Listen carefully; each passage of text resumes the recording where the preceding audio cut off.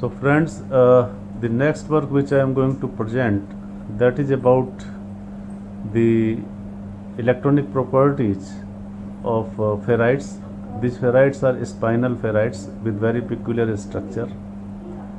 So we have studied two ferrites, ZnFe2O4 and CdFe2O4. So if you look their unit cell, so the unit cell takes shape like this. As corresponding to this unit cell, you have Brillouin zone structure like this, right? So this is in real space and this Brillouin zone is in the momentum space, as I told earlier. So this is the gamma point, central point. Then you have principal points in this Brillouin zone. This point is this sigma, then you have this wx and then l, and you have different branches. You have lambda branch, you have delta branch, and so on. So you just try to find out the wave functions corresponding to these peculiar directions of the Brillouin zone. So if you just see the energy band gaps, so this is the Fermi level. So below Fermi level you have the occupied energy states, and in conduction region you have very few bands. So these are the allowed states, actually vacant emptied allowed states, you can say. So these are different points of the Brillouin zone, and this is the energy. So you have difference between this EF level and conduction band lowest, so that leads to the band gap. So this is semiconducting type material. This is for the majority spin bands. It means spin up bands, when the electron spin is up. If the electron spin is down, then again you have this type of situation. These are the energy bands in different directions for minority spin direction, or say spin down direction, and then you have the conduction bands like this, right? So that was a particular scheme. You have this was for ZnFe2 and this is for the CdFe2O4. So again you have the semiconducting type nature, right? Now if you go further, if you see the band gap, so you have so many calculations, you have available theories also. This is the present computation. So LCA model based on local density approximation, generalized gradient approximation, and then you have this hybrid, and then PBE0. So from this you get the band gap like this, and then you have CdFe2O4, again you have the band gap like this. From other calculations, say plane wave sheet of potential calculations, that is reported by others. So you have different approximation, then FPLAPW, that leads to different band gap, and then you have FLAPW with PB SOSOL or MBJ, so you have different band gap. Then available experiment is just like 1.90, 1.92, and this 1.46. So you can realize that this B3LYP, that is close to the experimental band gap, right? So it means the B3LYP, that is the hybrid theory. B3LYP is hybrid theory, that is dealing with the Hartree-Fock components, and then it is dealing with the GGA components. So that gives reasonable band gap. It means if you want to predict the electronic properties of ZnFe2O4 or CdFe2O4, then it's better to work with this particular B3LYP scheme. So if you see the density of states for spin up and spin down, so that you can also have. And if you integrate the density of states, say this is the Fermi level here, right? This is the 0, so this is the EF. If you integrate the density of states for spin up and spin down, and if you take the difference, then you will have number of unpaired electrons. So what you can do is, within the valence band, you can find out how many electrons are contributing for magnetic effect. This is for iron, this is for zinc, this is for oxygen. In case of oxygen, you see the amplitude is small and the structures are also almost similar, so you have very little or negligible spin moment in such cases. So this is again for another sample based on that cadmium ferrite. And now if you see the difference between directional Compton profiles, you see what happens in unit cell. You have different directions. You have principal directions like 100, 111 or 110, right? Now in along all the principal directions you have different atomic density, and that different atomic density that leads to different number of electrons in different directions, which leads to different momentum density and hence the difference in the Compton profile. So basically, if you want to check about the anisotropy in materials, then you need to have the difference profiles between different directions, I mean to say. So you have different principal directions corresponding to different principal directions. You find the directional Compton profiles, take the differences, and if the differences are very small, then you will say the sample is anisotropic. That means its electronic properties or magnetic properties are direction independent. Now here, if you are getting significant anisotropy, it means the magnetic property in different directions or electronic property in different directions, that is going to be different. So now what we did, if we take the difference between theory and experiment as we did in case of RuO2, so what you have is you have experiment for different samples. This experiment is just measured using gamma ray source, and then you have convoluted theory, and from this convoluted theory you subtract this experiment and see the difference. Now the lowest difference, or you can do chi-square fitting, the lowest value of chi-square fitting, that will talk about the best agreement. So here we see that LCA approximation within this B3LYP, that gives reasonable value of that leads to reasonable value of agreement between experiment and theory. Or you can say on basis of chi-square fitting, your B3LYP theory that predicts the electronic properties of both the materials in more accurate way, right? So now you see here what happened. B3LYP based experimental Compton profile, theoretical Compton profile is in reasonable agreement with the experiment, and the band gap is also good.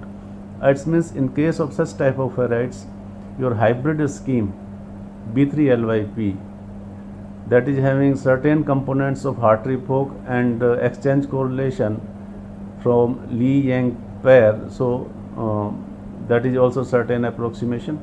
So then what you have is you have combination of these two and such type of exchange correlation potentials that leads to better prediction of the electronic properties.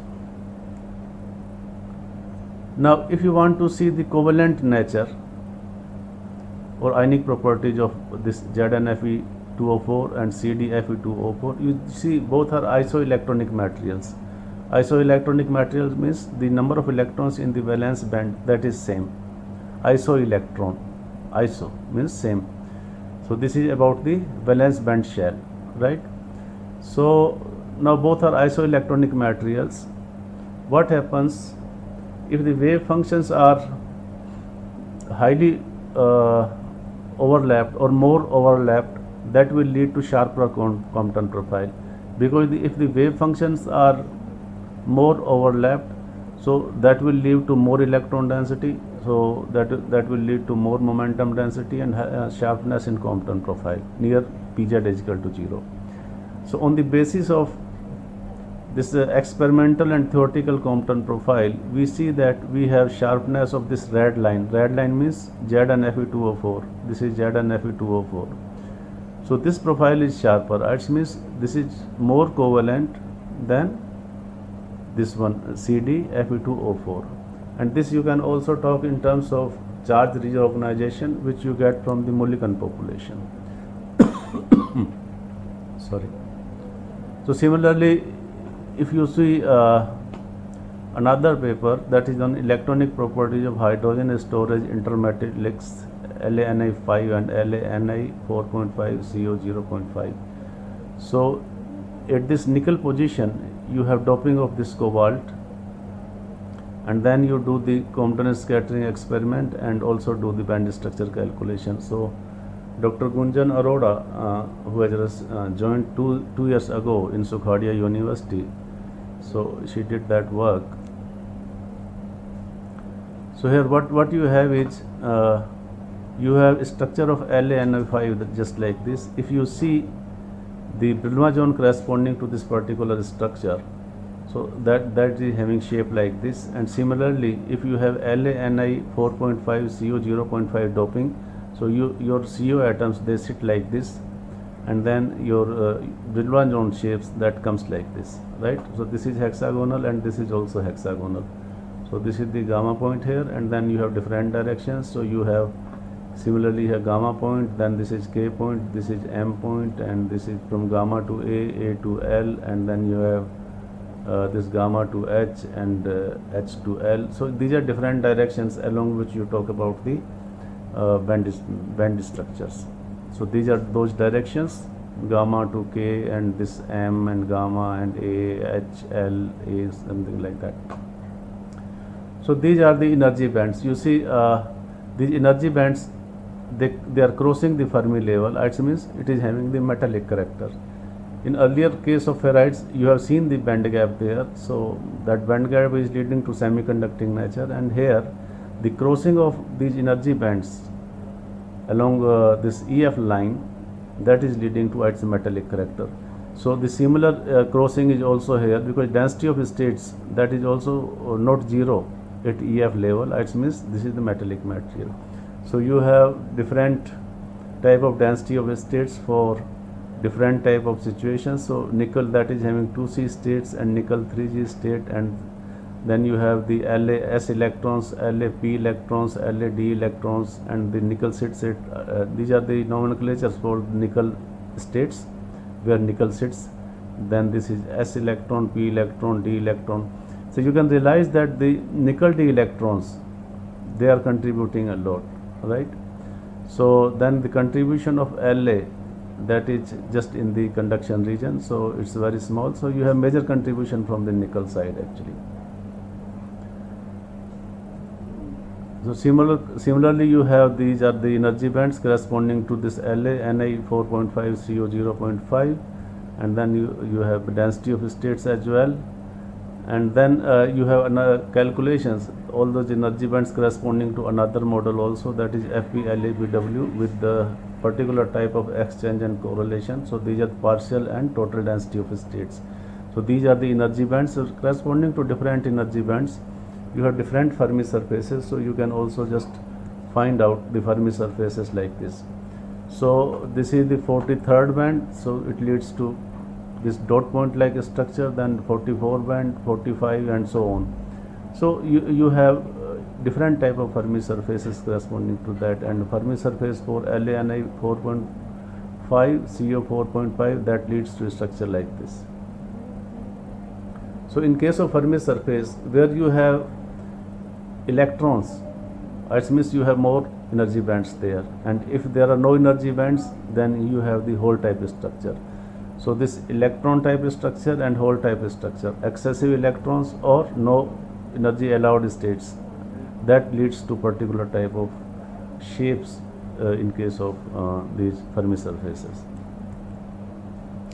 Now if you consider different kind of theories, and you have this delta J, that is the theory minus experiment, then you can see this HISS type approximation that leads to better agreement, and then when it is mixed with electron correlation effect, then it even leads to better approximation.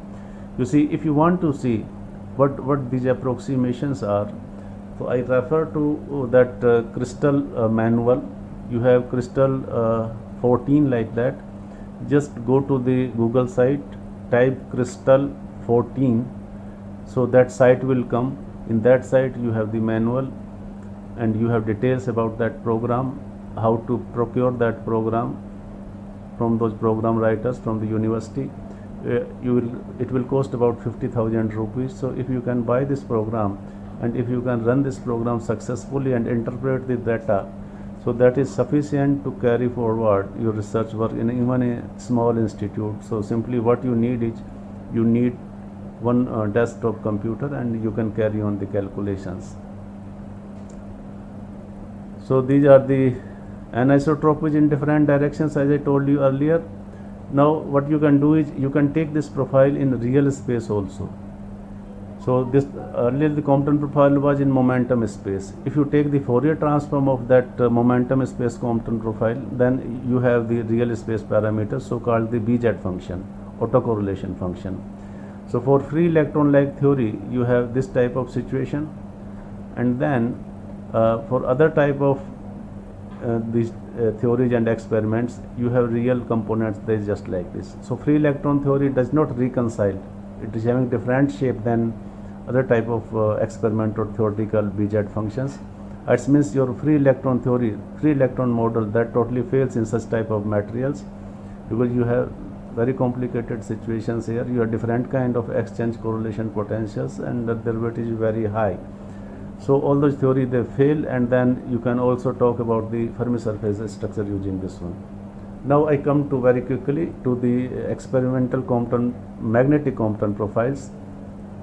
In case of magnetic Compton profiles, you can have features like this. Sample is very small, say 1.2 millimeter by 1.2 millimeter by 3 millimeter, like that, a small sample. Then beam size at the sample position, that is about 1 millimeter by 1 millimeter. So incident energy you can select as 175 from the synchrotron source, and you have almost back scattering. Magnetic field on the sample, that can be reversed as plus, up, down, down, up, down, up, up, down, and so on. And then you can switch it within 3 to 6 seconds, and at one position you can accumulate the data for about 60 seconds or like that, and then you can save this data for spin up and spin down direction. So if you look this data, this is having both the spin up and spin down situation. You are looking just same type of situation here, but if you just select few channels, you will see difference is just like this. You see here I have taken from 0 to 2000, and here just 1022 channel to 1030 channel, and this separation is just like this. Now if you take the difference of these two, then you will have this type of shape. This is so called the magnetic Compton profile. So this magnetic Compton profile is basically a spectrum of inelastically scattered photons from unpaired electrons. These are magnetic electrons which are contributing to this weak signal. So this weak signal or weak magnetic Compton profile, that has to be corrected for beam decay, because synchrotron radiation intensity that goes down with time. So you have beam decay correction, then there may be background that cancels in while taking the directional while taking the spin up spin down direction differences. Then you can have absorption correction, then cross section correction, multiple scattering, etc. So after data correction, so one side of that peak that comes symmetric like this. So this is for particular sample. So this is CO Fe 1.95 GD and then O4. So this is GD doped cobalt ferrite actually, right? So now this profile can be splitted into the component profiles, and you have, this is the cobalt profile independently, this is the iron profile, iron 3D electron profile, and this is the diffuse contribution of itinerant electrons, and this is the gadolinium Compton profile. Now all these profiles you have taken separately, and you do the fitting of these profiles in this profile, right? So you are splitting this profile into different constituent components, because here you have the mixture of all these. Now you want to separate it out, what type of atoms they are making this shape actually. So that is doing using least square curve fitting. So if I talk about this nickel excess alloy, that is NiMnSn alloy, so this is the spintronics material. So what you have is, you have the magnetic Compton profile at different temperatures like this. So this is the experimental profile, and then this is the fitted like this. Then at different temperatures you have the magnetic Compton profiles. So when you increase the temperature, the amplitude goes down. It means due to some random noise at a higher temperature, so your spin that gets disturbed and you get the less amplitude of the magnetic momentum density.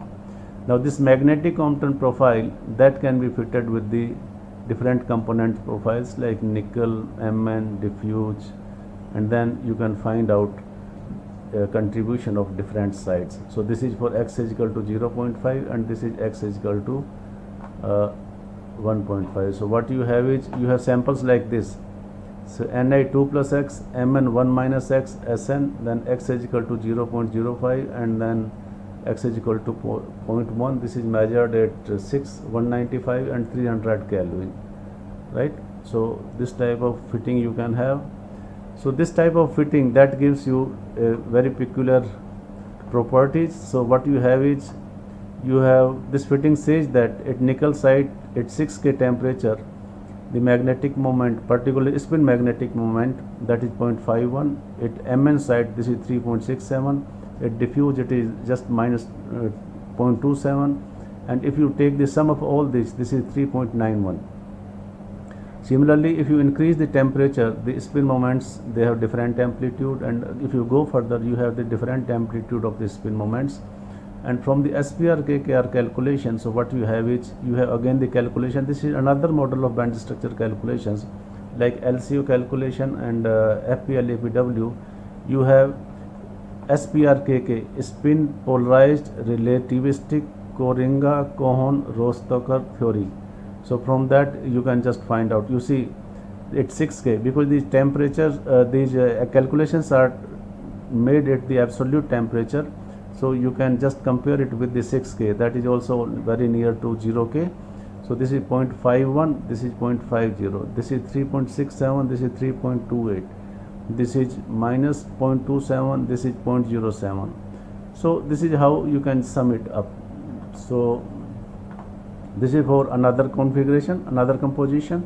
So you can just see how the magnetic effects are built in particular type of materials.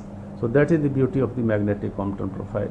So you can have site dependent spin moments, particularly that is measured one. So density of states, they also look like this, right? So this is the density of a state for x is equal to 0, x is equal to this and this particular, and at this position, if you look, you have some amplitude of density of states.